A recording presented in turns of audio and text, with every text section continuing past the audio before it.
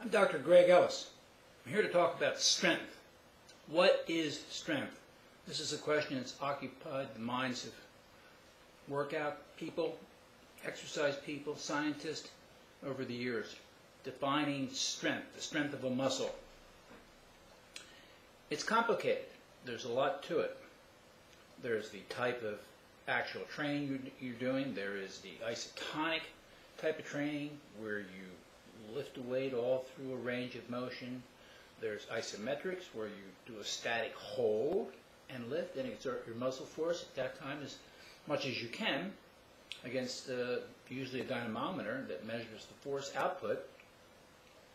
Then there's also the question of strength for the performance of repetitions. Now we have something called a 1 RM, 1 repetition maximum, and you can take that up to wherever you want, but commonly it goes up to 10 RM. So we give you a weight, say for a bicep curl, you do a barbell exercise, and you do 10 repetitions to see what your maximum weight is that you can do. Usually this is done by trial and error, and fatigue sets in, so we don't get a strong concept of what strength actually is. But strength is related to the architecture of the muscle cell and the angle at which the muscle is moving. For example, this is the joint angle, this one joint angle at the elbow, and then the architecture, which is how the tendon for the bicep muscle attaches to the bones that it's moving. And that varies. So strength can vary fairly dramatically based on the relationship between the location of the bone and the angle and where the tendon attaches to the bone. So that's why you can often see very thin people who are very, very strong. They've got good anatomical adjustments that have been made, they've been born with, and they can exert a tremendous amount of strength without having a lot of muscle mass. Generally, muscle mass is related to the amount of strength you have. So they're correlated very, very highly. Now there's been an endless argument about this over many years in wondering whether the size of the muscle is related to strength.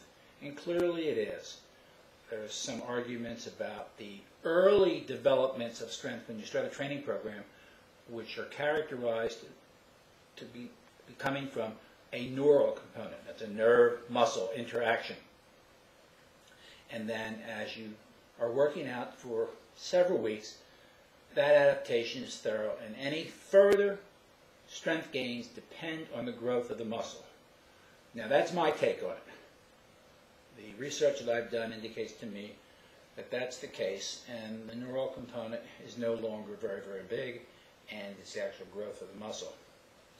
So it's a complicated question, has a lot of potential answers to it, and we have to define carefully the parameters that we're looking at to really understand what strength's about. I'm Dr. Greg Ellis talking about strength, and we'll come back a little while and we'll talk about strength training and how to train for strength and how to train for muscle size. These are all very important things that many people are interested in.